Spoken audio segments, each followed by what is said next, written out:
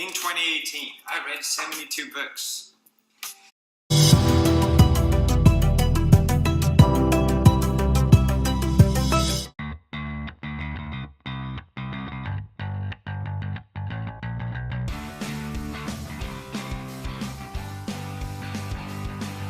Title. That's right.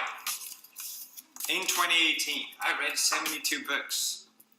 Here in my garage, and this is all my knowledge and the other dead memes, 28-year-old man discovers books is a thing. It's the end of the year, and I wanted to make a sort of summary and talk about some of my favorite books that I read this year. And I also wanted to make this book to hopefully inspire you guys, or more people in general, to read as well. The percentage of teenagers that read for fun is at an all-time low. Let's change that. Oh yeah, the reason why I started reading was because I made actually a New Year's resolution. So I thought, okay, well maybe this could, you guys can pick the same resolution. Maybe you guys have the same problem as I had, which is that I kind of have a problem with finishing things. Sounds a bit weird, but generally, as soon as things get a little difficult, I get bored and I move on to something else. And this could be for even silly stuff like playing a video game. If it gets boring at some point, I don't really care to finish it, and I'll just buy a new game or move on to something else. Or whether it's a hobby project, as soon as it gets a little boring, I generally don't finish it. So I miss that feeling of finishing something. I miss that gratifying feeling of, even if it went through with it, I'm still glad I can move on to the next thing.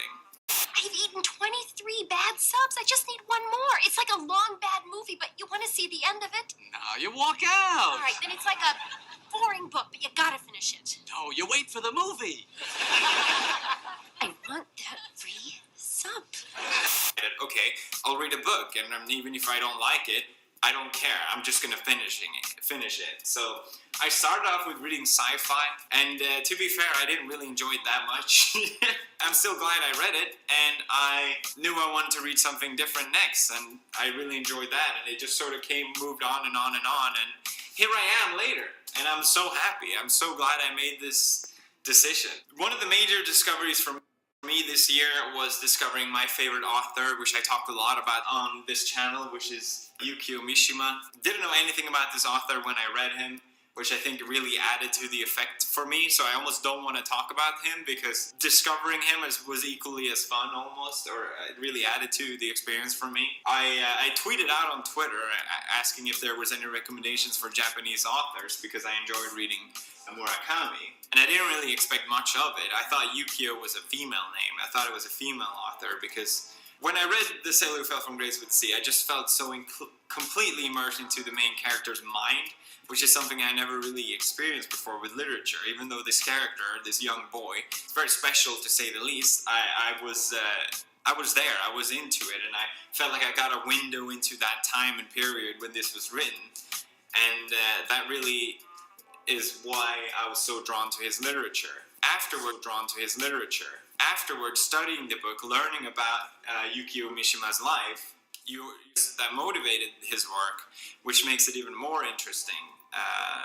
So I think that's why, for me, Yukio Mishima had such an impact this year. And also, reading more about his non-fictional work, like Sun and Steel, for example, was his way of living. He wanted to reintroduce the samurai way of living into Japan, and a lot of his book reflects that idea on the shift that Japan went through during the Meiji period, shortly after the Second World War. The point is, he wrote Sun and Steel, which was for a magazine, and he was an avid a weightlifter, which is not your typical, writer hobby. Because he believed in Sun and Steel, which is his take on an old samurai saying, the flower and the sword.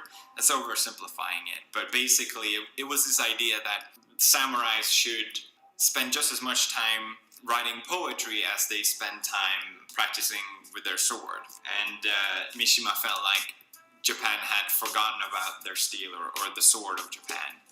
And especially during the westernization of Japan. A lot of his work, like Runaway Horses, his tetralogy, The Temple of Dawn, they all reflect this shift. He was also obsessed with the idea of dying young, and he really dramatized that. And Mishima was supposed to win the Nobel Prize. He was supposed to be one of the first winners. This sort of became an essay out of nowhere. I didn't mean, sorry, I like talking about Mishima. He was supposed, because it's very interesting, he was supposed to win the Nobel Prize, but he was kind of a misunderstood character and still fairly young to receive such an award. So he got snubbed, and he went to one of his peers instead, and I think twice even he was supposed to win the Nobel Prize. It was sort of taken that he's still young, we don't really know who he is yet, so when he gets older he will probably get the award. But for people who know about Mishima, he never made it that far. So very fascinating author. His life is equally as fascinating as his work, so that has been one of my favorite things that I discovered this year.